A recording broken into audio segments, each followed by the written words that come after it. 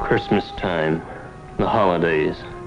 Is this the way they end for me here in this place? A mental hospital, they call it. That's a fancy name, that is, but I know a better. The Bug House, a place where they'll lock you up and then throw away the key. And now they've got me, too.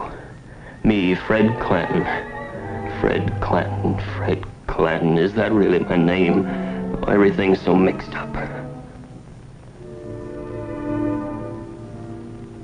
These grounds, these buildings, they're all so dark. Everything's dark, even the sky. I'll never get out. That George, he's turned them all against me. Even Betty. They keep talking about me. Why won't they let me alone?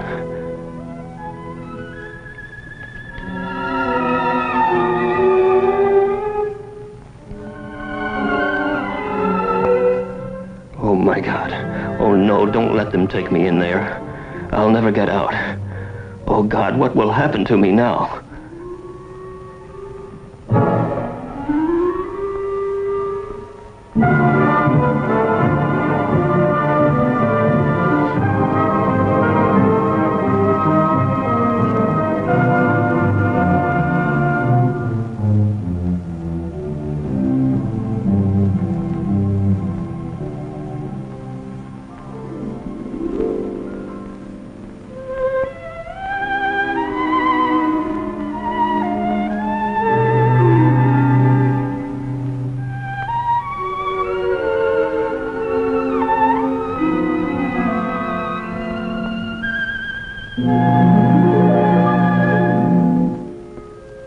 What will happen to Fred now? What happens to all of them? The men and women from every walk of life who each year pass through doors like this, into the mental hospitals of our land. Here, in the story of Fred Clanton and the typical Oklahoma State Hospital to which he came, the spotlight focuses on these people.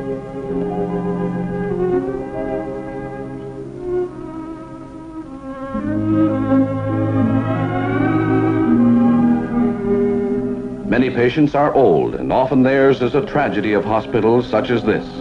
The tragedy of fathers and mothers too old to work, rejected by their own children, classed as senile and committed to mental hospitals because there's nowhere else for them to go. Yet, given proper care, they can still adjust, make new friends to ease the passing of years.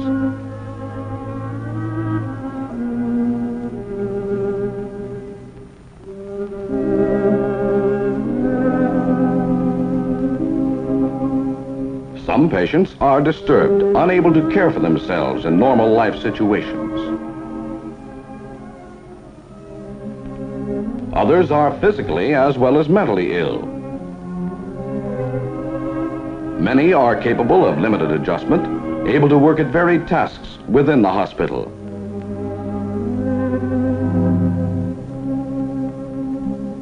There's the veteran returned from years of service overseas.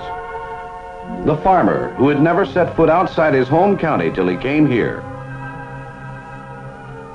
Deterioration, chronic conditions limit hope for some. Others may go home tomorrow.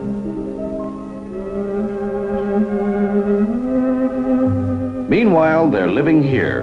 3,200 men and women all gathered together in a modern mental institution, a city in itself, complete with every facility for effective treatment. Though shortages in hospital personnel do exist, patients are secure and comfortable, and most of them are happy. For while mere custodial care can never be enough, a favorable environment and human comforts are essential in any therapeutic system.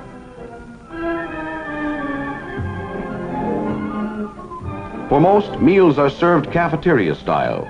Food is plentiful and good, an investment in patient health. Just baking the bread for 3,000 people is a man-sized job. Above all, though, these kitchen chores offer patients work, the therapy of busy hands. The laundry, more chances for patients to focus on specific realities outside themselves. First step along the road that leads to recovery and release. The patients tell you the power plant smokestack is 525 feet tall. They seem to take a personal pride in it, maybe because power is so important here. The sick must have heat and light, there's water to be pumped, and food cooked, and laundry washed.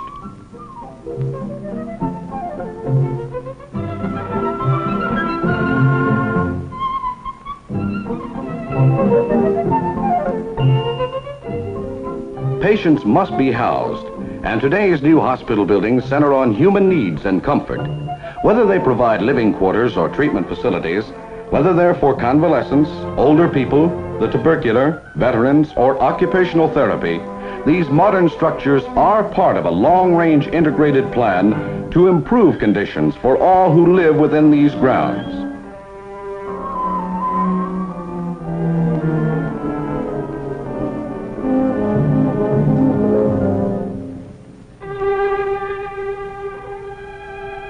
Special units provide homes for nurses and attendants, for they too play a vital role in helping patients to regain health.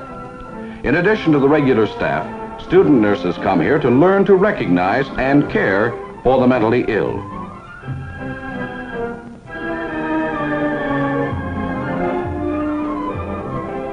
There are lakes for fishing.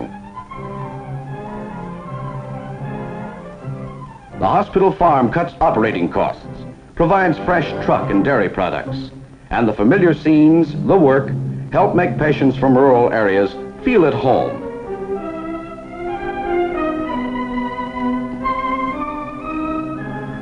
They come from all sorts of homes, these patients, all kinds of backgrounds. But somewhere along the line, life became too much for them. Some apply for voluntary admission to the hospital, one of the 3 procedures by which residents may enter a state mental institution in Oklahoma. Many former patients return of their own free will when new troubles assail them. All applicants for voluntary admission are held a minimum of 15 days for examination before they may be released.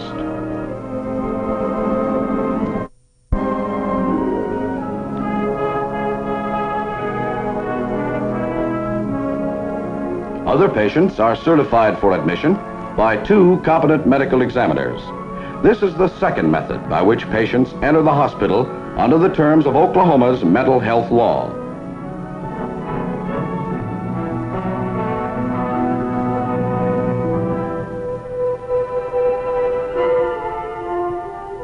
The majority, however, come by court order, committed either by a judge or a 6-man jury. This was the case with Fred Clanton. Fred Clanton? Oh, yes. How are you, Fred? Well, I'd be all right if they just left me alone. Well, why don't you tell me about it? You can't fool me. I know you're in with them, too. Fred, I'm going to send you to the hospital. And if you will cooperate with those doctors, I think they'll be able to do you some good. The admitting clerk records Fred's case history as soon as he enters the hospital, takes care of valuables until he is sufficiently improved to be trusted with them.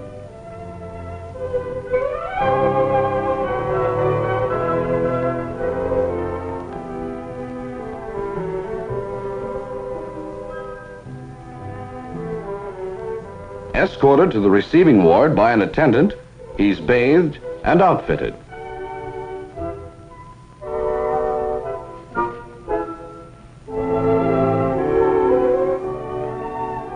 He gets a blood test, part of the medical examination given each patient on admission. There's a chest x-ray also,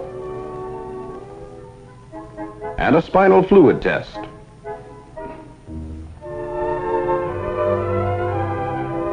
Finally comes a neuropsychiatric check, designed to bring out data related to the patient's mental disorder.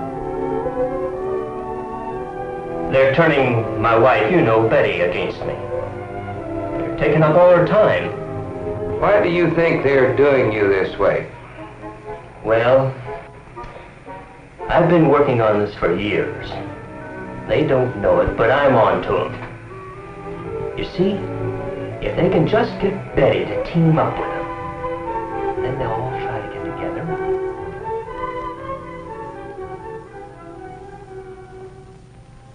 A clinical psychologist gives Fred a variety of specialized tests in order to make possible a more accurate evaluation of his total personality.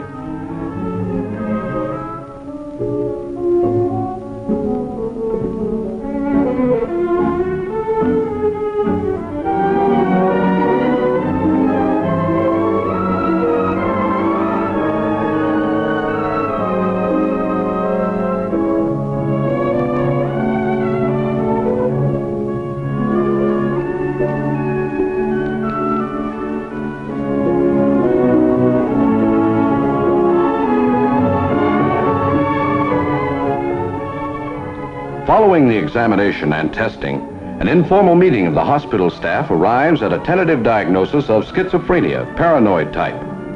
Fred benefits from the skill and experience of all members of the staff, as well as the psychiatrist to whose care he is assigned.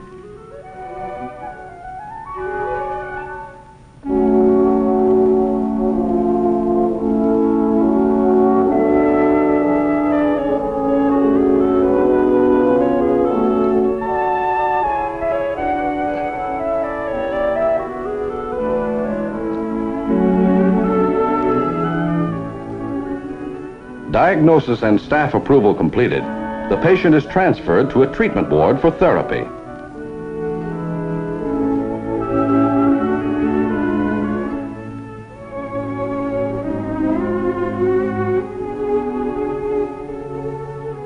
In Fred's case, insulin shock is prescribed, a common treatment for schizophrenia.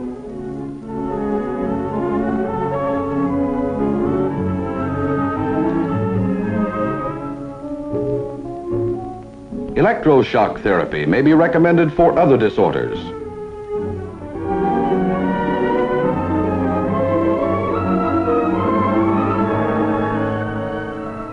Hydrotherapy is useful in calming disturbed patients.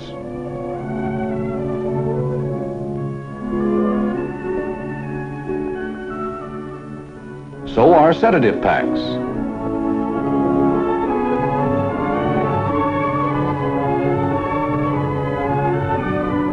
But whatever the mode of treatment, it's essential that it be supplemented by an atmosphere of security and calm.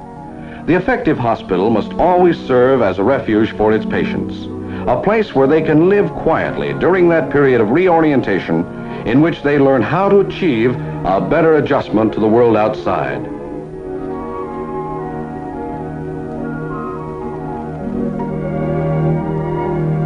Degree of adjustment, the level of orientation, varies sharply from patient to patient. Some show a complete loss of contact with reality, dark shadows across disordered minds. In other wards are light and life, a return from private worlds to the here and now.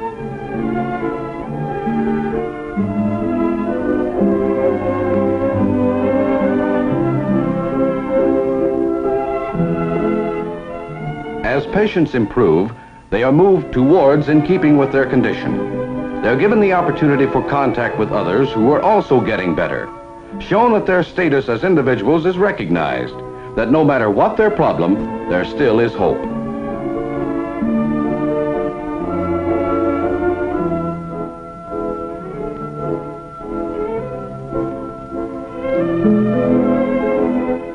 In Fred's case, insulin therapy brought relatively quick improvement. Close linked with it, helping further, was personal follow-up attention by the psychiatrist directing his treatment and care.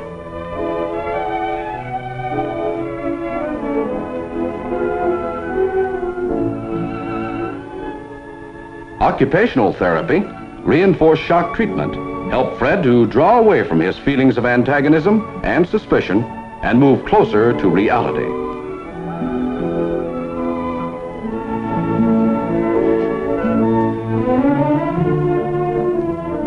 Boredom is always an enemy of the mentally ill.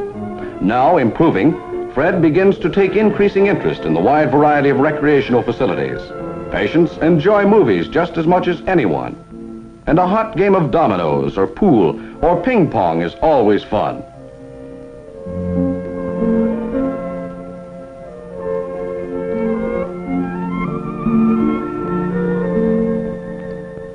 The the sewing room's popular, and a permanent wave may serve as a milestone of self-respect for many women in spite of the bubble gum.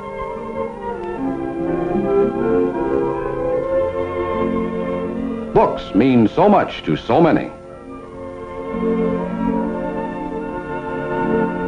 Improvement brings added privileges, a more normal life. What could be better than an afternoon softball game?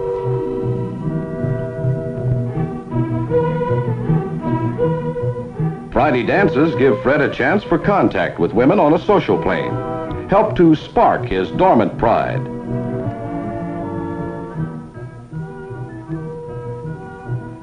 Religious services in the chapel offer inspiration. Then there's the happy day when Fred is granted grounds privileges. Fine, Doctor. As a matter of fact, I feel like going back to work. Well, you'll have to stay around the hospital for a few days. Maybe we can find you something to do here. Oh. How would you like to help us out around the hospital here? I don't know whether there's much I can do or not. We have quite a few jobs that you might do.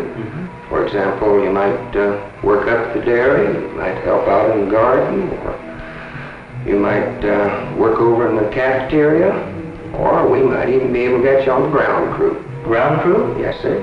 I'd like that a lot, I really would. Well, that's swell. You just report out there in the morning and everything will be all right. In the morning? Yes, sir. What a difference it makes. At last, Fred can be outside once more, working, enjoying the sun and the seasons. There are the days when visitors come, the chance to talk again with Betty, and George comes too, and now somehow he doesn't seem quite as bad as he did before.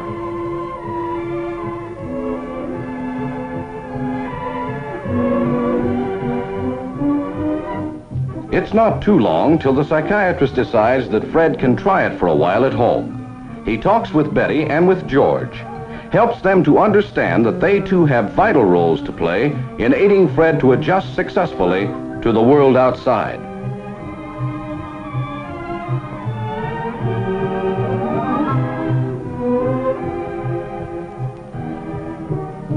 Then the words pass to the switchboard to call Fred in.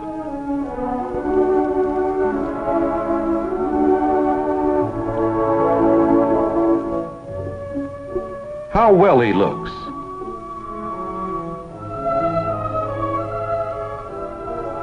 A cigarette from the doctor. And Fred's hand is steady. Packing at last. A man can be proud of the things he's created with his own two hands, and a hospital can be proud too. Proud to see a patient face the world as a man again.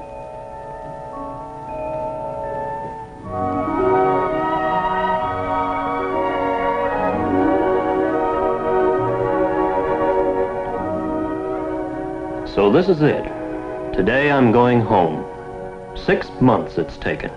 If I'd come here sooner, I might have been out in 3. But all I could think about was fear. The way everyone was all against me. How much I hated George.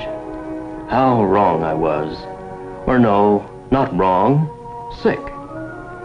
And now that I'm well again, I can't help feeling just a little sad. The way you always do when you leave a place where you've lived, learned, and grown.